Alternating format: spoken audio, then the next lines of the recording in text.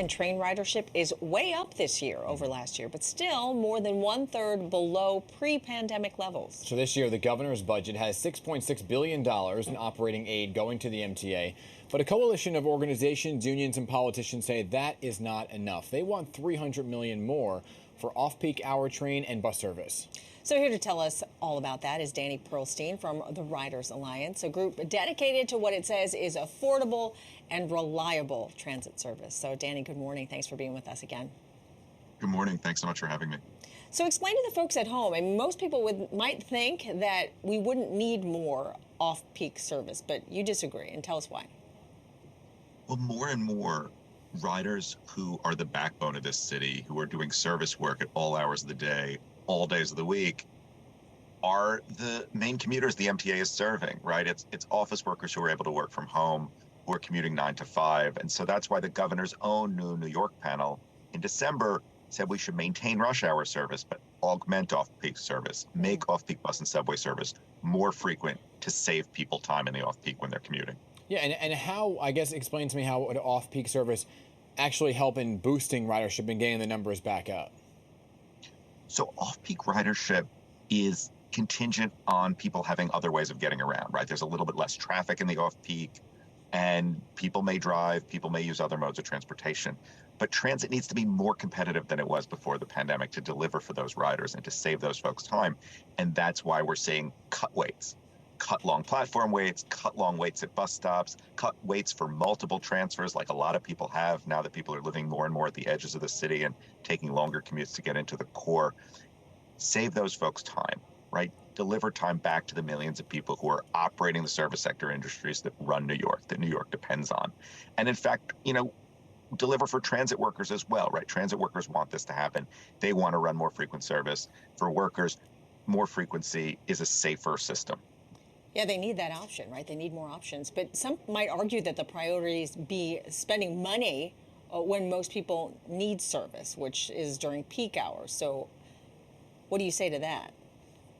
Well, it's increasingly, it's not most people. So you have millions of people riding on the weekends, millions of people riding very early in the morning, before the traditional rush hour happens. And those folks' time matters too. And in fact, in some ways it matters more, right? There are people who can, would get another half an hour of sleep, or people who'd be able to see their kids more, take care of things in their communities. Before I go on to the next question, explain this to me. What is off-peak to you? Off-peak is before 7 a.m. It's after 9 or 9:30 in the morning.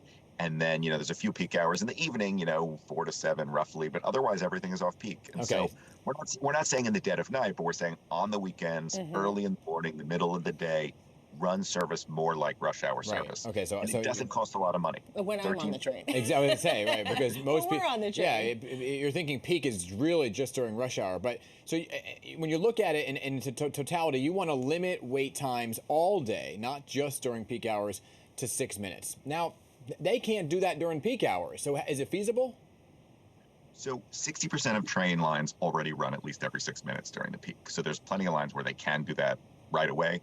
For true 6-minute service, they need to make some capital upgrades. But we can have a really robust first phase with this $300 million without any capital upgrades at all, just running the buses and trains we have today more frequently, right? Spending less time in the yard, less time at the depot, more time serving New Yorkers who need them. So again, where is the extra money going to come from?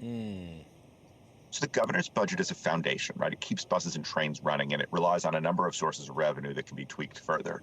But the state also has a multi-billion-dollar surplus. The state also has a gas tax that brings in tons of money, even while the federal government is sending billions more to the state now with the federal infrastructure bill for highways than before. We can move some of that gas tax money and spend more of it on public transit. That's just one example. Okay, so again, when you look at it, wouldn't one of the biggest boosts for subway ridership not necessarily be getting people the more trains during off-peak hours, but making them feel safe on the trains to begin with, especially overnight, and then the rest would follow? So it's just that, riders report feeling less safe while waiting for a train or waiting for a bus than actually riding. More seamless transit, quicker transit will attract more people into the system, creating safety in numbers. And transit workers believe strongly that less wait time means less anxiety and frustration that gives rise to assault. So more frequent service absolutely will be safer service. Yeah, that totally makes sense because I will tell you, as a frequent rider, I ride every single day, work week day. That's when I feel unsafe, is standing on that platform. So the quicker There I you can go. get on the train and get home, I definitely feel a lot safer. Danny Pearlstein, thanks again for being with us. Thank you.